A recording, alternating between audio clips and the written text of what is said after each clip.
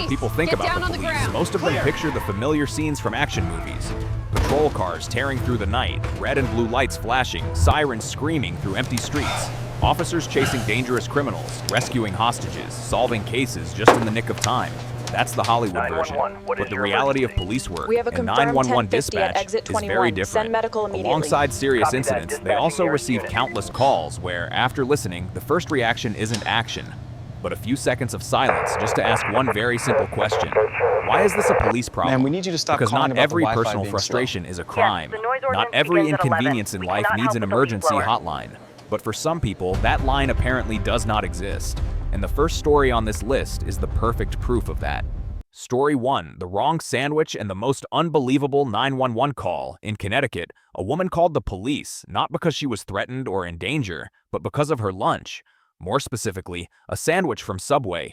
The employee put marinara sauce directly on the bread instead of leaving it on the side like she asked. For most people, that's a tiny mistake you fix in about 10 seconds. For this woman, though, it was completely unacceptable. She got so angry that she blocked the employees, wouldn't let them leave the store, and called the police demanding immediate intervention. When officers arrived, they found themselves standing between a confused employee, a sandwich slowly getting cold, and a woman dead serious about believing she had just become the victim of a culinary crime. And if someone is already calling 911 over a wrong sandwich, just know, this is only the beginning. Be honest. Would you call 911 over this? Story 2, the invisible Wi-Fi. The call began with the frustrated voice of a woman staying at a hotel. She called 911 to report a serious incident. Not a fire, not a theft. She had no Wi-Fi. When the dispatcher asked whether the Wi-Fi was disconnected, the woman answered confidently that the problem was far more serious. She said she could not see the Wi-Fi anywhere at all. No signal bars, no glowing lines, nothing floating in the air like in the advertisements. The dispatcher gently explained that Wi-Fi signals are invisible. The woman went silent for a few seconds, then said that sounded more like a cover-up than science. She demanded that police be sent to check and force the hotel to make the Wi-Fi visible if they dared to advertise having internet. The call ended when the dispatcher had to explain that the police do not have the authority to arrest radio waves. But in the woman's mind, justice had still not been served. Story 3, the vending machine that stole money. This man called 911 in a tense voice to report a serious robbery. Not an armed robbery, not a street mugging, but a vending machine at a rest stop that had swallowed his $1. According to his account, he put the money into the machine, selected a bag of chips, and waited. The money disappeared. The chips did not drop. In that moment, he believed he had just become the victim of blatant theft. He demanded that the police come to the scene, inspect the machine as a serious crime, and even suggested taking fingerprints to identify the culprit. He also asked whether the stolen money could be refunded immediately. When officers explained that vending machines are not sentient and cannot be arrested, the man was not satisfied. In his mind, justice had still not been served for that unlucky dollar. Story 4, the GPS murder plot. This woman called the police immediately after driving her car straight into a lake. Fortunately, she was not injured and managed to get out in time, but what made the call unusual was not the accident itself, but the culprit she clearly identified. It wasn't her. Not a slippery road. Not a lack of attention. It was the GPS. According to her account, the navigation system in her car had deliberately led her the wrong way with one very clear intention: to kill her. She insisted that the GPS had intentionally directed her into the lake and demanded that police investigate the people who programmed it for an attempted remote murder. The dispatcher tried to ask whether she had seen any road signs. The woman replied that she trusted the GPS completely because machines don't lie. In her mind, this was not a traffic accident. This was a failed assassination caused by technology. And the GPS, according to her, was definitely not innocent. Story 5, the moon is too bright. This call came in the middle of the night, a time when dispatchers usually brace themselves for real emergencies. But the man on the other end of the line wasn't reporting a fire or a break-in. He called 911 because he couldn't sleep. The cause wasn't noise from neighbors or traffic outside. It was the moon. He complained that the moonlight was shining directly into his bedroom, far too bright and completely unacceptable. He asked whether the police could do something to handle the situation. The dispatcher tried to explain that the moon is not under police jurisdiction. The man sounded disappointed and suggested a few alternative solutions, such as asking the moon to dim its light or move to a different position for a few hours. The call ended in awkward silence, and outside, the moon remained hanging in the sky, continuing to do its job, completely unaware that it had just been reported to 911. Story 6. Time is moving too slow. This man called 911 on an otherwise perfectly calm afternoon. No accident, no danger, no one in trouble. His only problem was he was bored. He told the dispatcher that time was moving way too slowly and it was driving him crazy. It was only midweek, even though he felt like it should already be the weekend. He seriously asked whether the police could do something to speed things up. The dispatcher thought he had misheard and asked again if there was any kind of emergency. The man insisted that there was. He had been waiting for Friday all day, and it still hadn't arrived. He suggested a few solutions, like shortening Wednesday, skipping Thursday entirely, or at least allowing him to jump straight to the weekend. When it was explained that the police do not control time, he sounded deeply disappointed. The call ended, and time continued to pass, just as slowly as before. Story 7. The offensive emoji. This call began like a modern-day tragedy. A woman called 911 in a state of extreme frustration to report serious online harassment. The crime was not a threatening message, nor direct insults. It was a thumbs-up emoji. According to her, after she posted a long message about having a terrible day, her close friend responded with a single, no words of comfort, no follow-up questions, just one cold, emotionless thumbs up. In her mind, it was dismissive, sarcastic, and emotionally damaging. She asked the police to file a report for emotional harassment and even questioned whether the emoji could be used as evidence. The dispatcher had to explain that sending an emoji does not violate the law. The call ended, but the drama did not, because in the digital age, sometimes an emoji hits harder than words. Story 8. Being followed by his own shadow. This man called 911 in a lowered, tense voice, as if he were being watched at every step. He said someone was following him everywhere, from the living room to the kitchen, from the parking lot into the house. Wherever he went, the person appeared right behind him. The dispatcher asked if he could clearly see the suspect. The man said yes, very clearly. The figure looked exactly like him, copied every movement, and never said a word. Police were sent to check the situation. After a few minutes of observation, they identified the suspect the man had described. It was his own shadow, clearly visible under the streetlight. When this was explained to him, the man went quiet for a moment, then said it sounded reasonable. But he still didn't feel comfortable, because the shadow, according to him, was still following him. And in that moment, the officers realized that not every case of being followed needs a police report. Story 9. The TV is too loud and the remote is missing. This call immediately put the dispatcher on edge. The woman on the line said she was being attacked by noise inside her own home. The TV was unbearably loud and the situation was completely out of control. When asked if anyone was threatening her, she said yes. The TV itself. The only problem was she couldn't find the remote. It had fallen somewhere between the couch cushions and the volume just kept screaming. Police were dispatched preparing to handle a serious situation, but when they entered the living room, they found a woman standing at a distance from the TV as if facing a dangerous enemy, while the remote was stuck right under the seat cushion.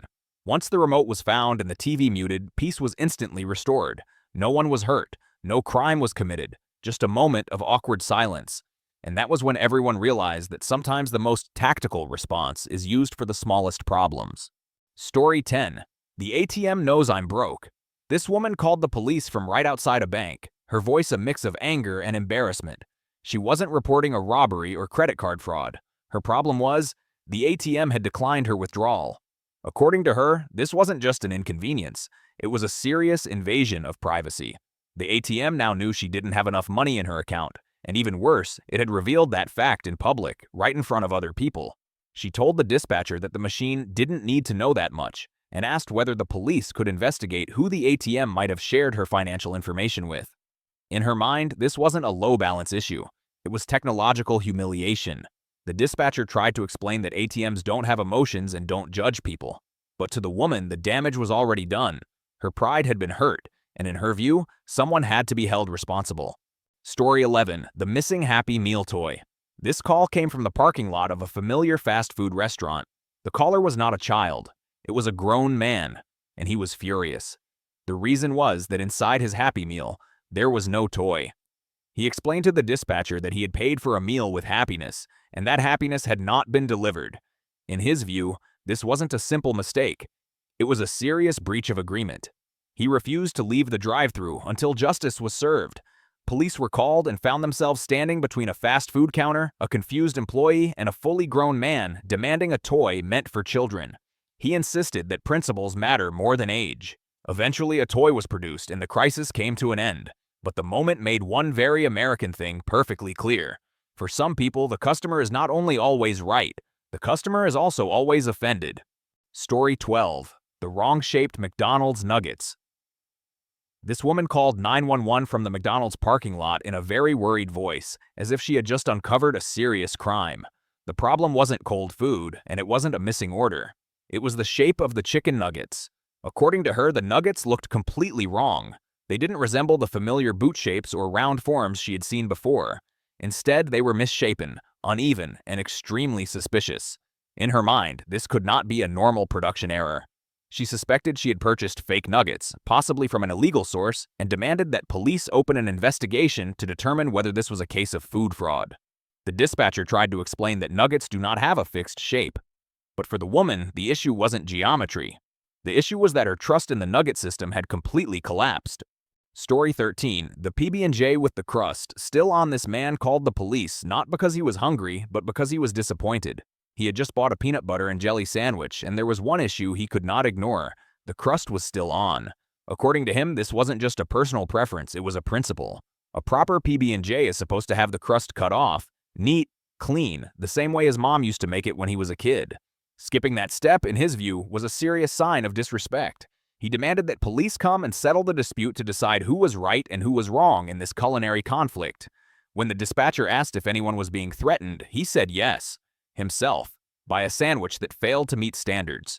Police eventually arrived, standing between a grown man throwing a tantrum and a perfectly intact sandwich that was simply out of compliance.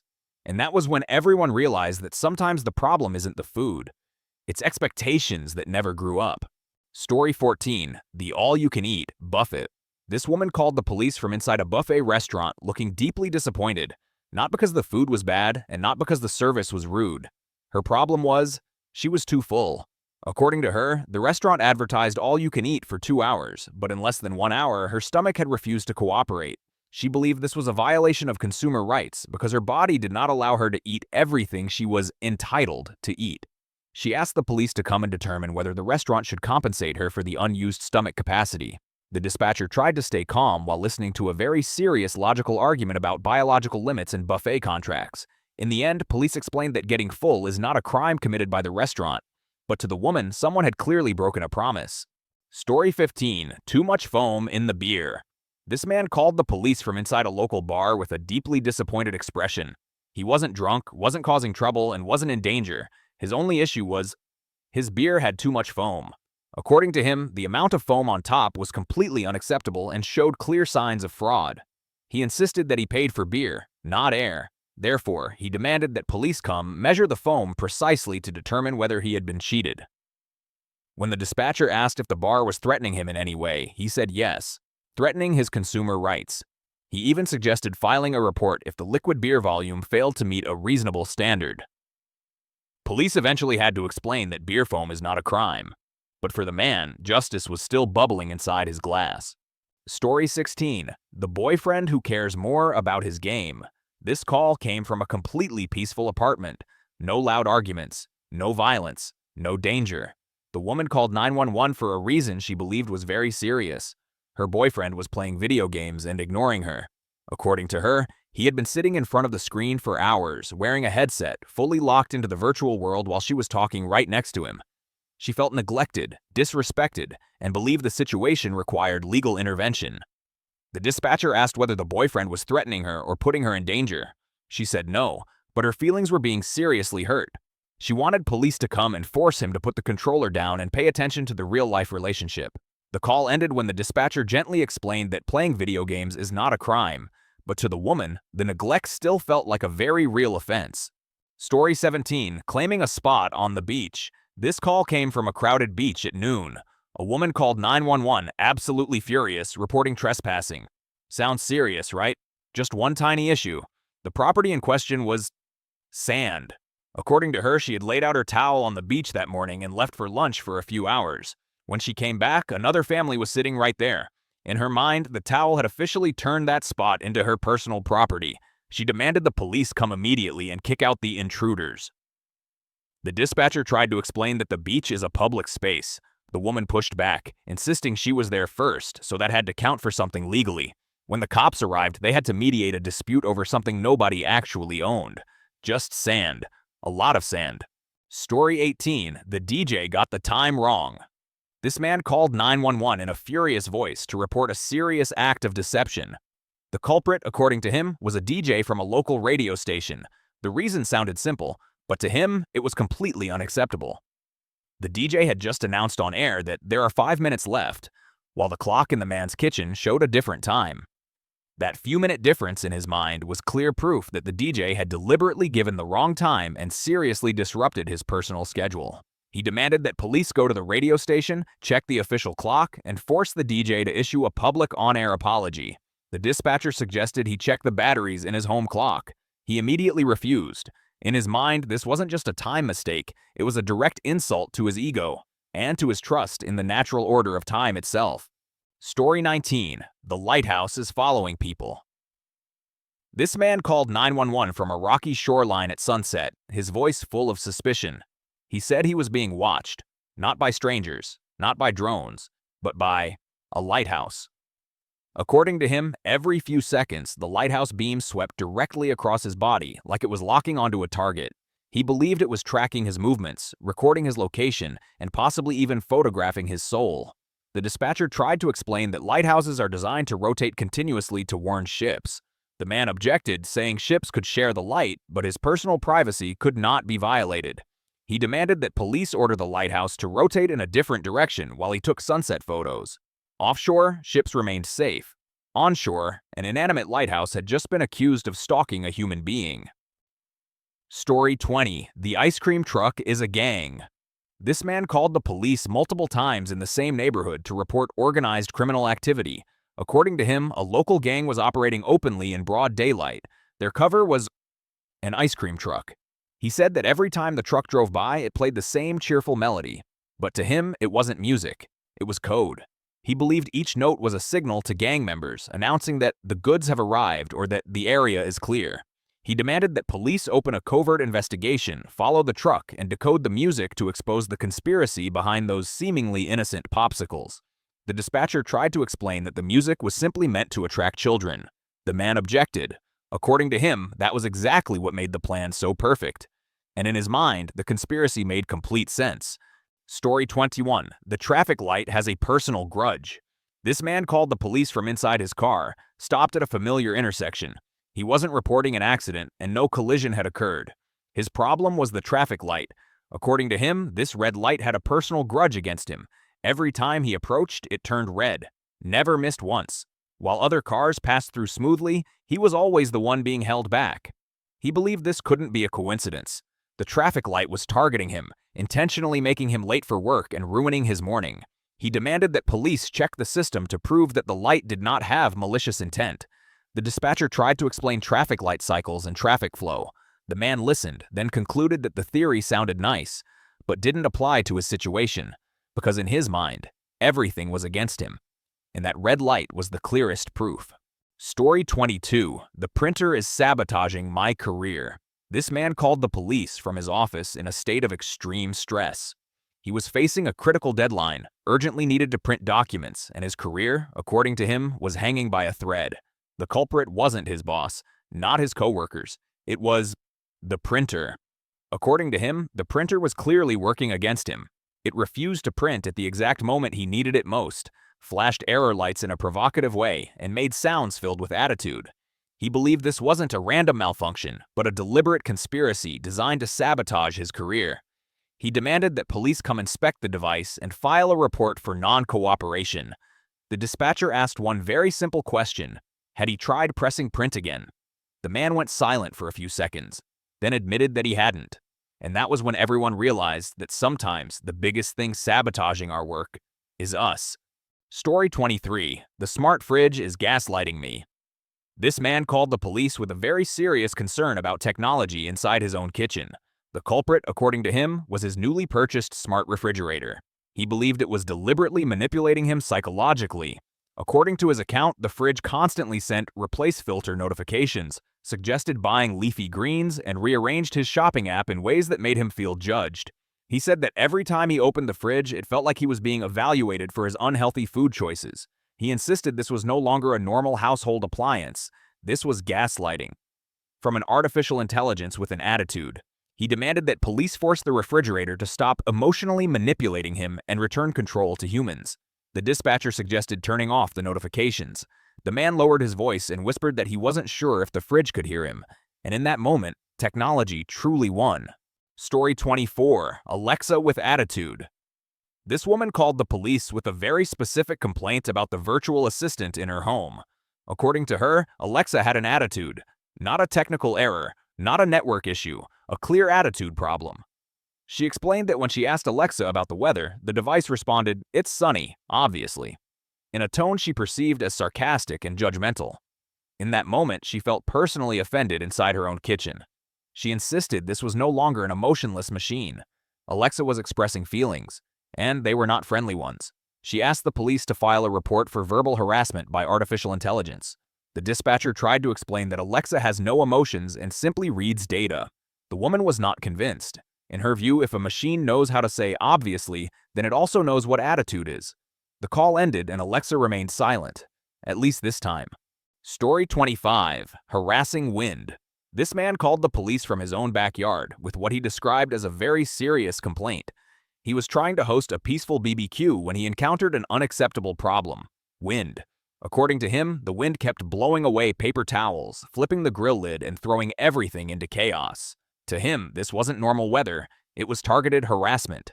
He asked the dispatcher whether the police could identify the source of the wind and make it stop. He even suggested sending an officer to have a talk with the wind to restore order. The dispatcher tried to explain that wind is not a person and cannot be controlled. The man sounded disappointed. In his mind, if the weather could ruin his BBQ, then clearly someone had to be held responsible. And the wind kept blowing, completely unconcerned about the 911 call that had just been made. Story 26. Squirrels stealing nuts. This man called 911 to report a serious theft happening right in his own backyard. The suspects, according to him, weren't even trying to hide it. They climbed trees in broad daylight, operated in an organized manner, and showed zero fear of being caught. They were squirrels. He explained that the oak tree in his yard was private property, and the nuts growing on it were therefore his. But the squirrels were openly picking the nuts, carrying them away, and stockpiling them for winter without permission. In his mind, this was clearly theft of private property. He demanded that police come arrest the squirrels for trespassing and stealing. The dispatcher tried to explain that squirrels are wild animals and are not subject to the law. The man disagreed. According to him, if the nuts fell in his yard, they belonged to him, and the squirrels clearly had not read property ownership laws. Story 27. Seagull steals French fries. This man called 911 from a seaside pier in a state of complete panic. He had just become the victim of a daylight robbery. The suspect wore no mask, no disguise, and escaped by air. It was a seagull. According to him, the bird dove down from the sky, snatched a French fry straight out of his hand, and flew off. He described the flight path, the speed, and even the suspect's extremely bold expression. He demanded that police issue a lookout for the bird, or at least file a report for theft of property. The dispatcher tried to stay calm while explaining that seagulls are not criminally liable. The man was not satisfied. To him, this wasn't just a French fry, it was a matter of principle. And the bird was long gone, taking the fry and his remaining faith in justice with it. Story 28. Spider break-in. This call came from a quiet apartment late at night with a woman's voice shaking in fear. She reported a serious break-in and said she was trapped in her bedroom, too scared to step outside. The dispatcher asked if the intruder was armed. She said yes, with a lot of legs, specifically 8. The suspect, according to her description, was a spider sitting in the middle of the bathtub. It wasn't moving. It wasn't making any noise. It was simply existing. But to her, that existence alone was enough to turn the situation into a full 911 emergency.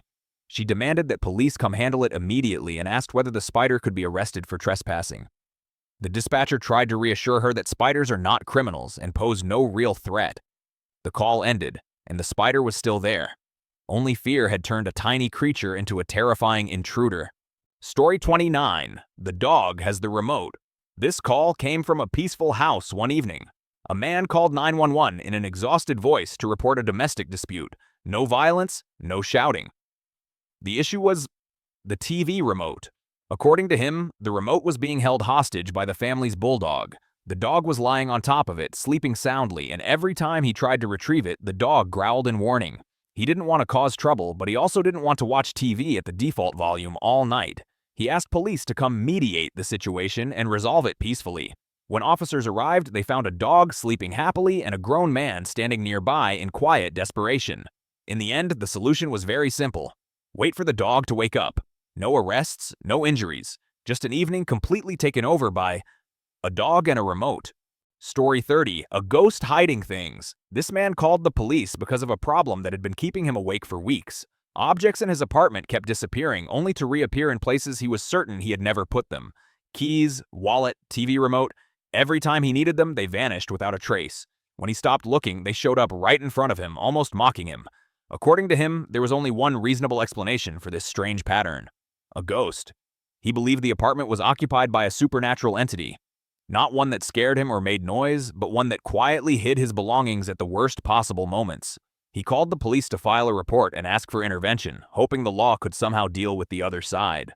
When officers arrived, they found no signs of anything paranormal.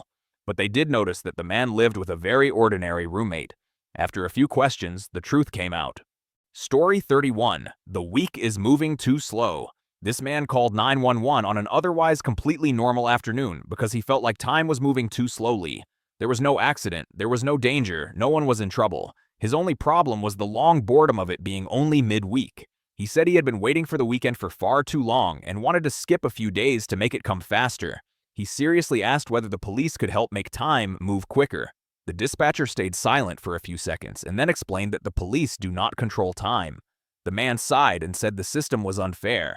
The story sounds stupid but also very real because everyone has felt time slow down while waiting for something they want, and that is why this call existed. No one was arrested, no one was fined, just one afternoon that passed very slowly and the week continued moving at its own pace. Outro. The 31 stories you just heard were not major crimes, but they reveal one very clear truth.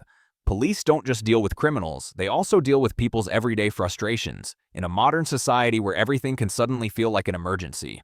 The message here is simple. Not everything needs 911, sometimes all it takes is calming down just a little. If you saw yourself in any of these stories, remember you're not alone.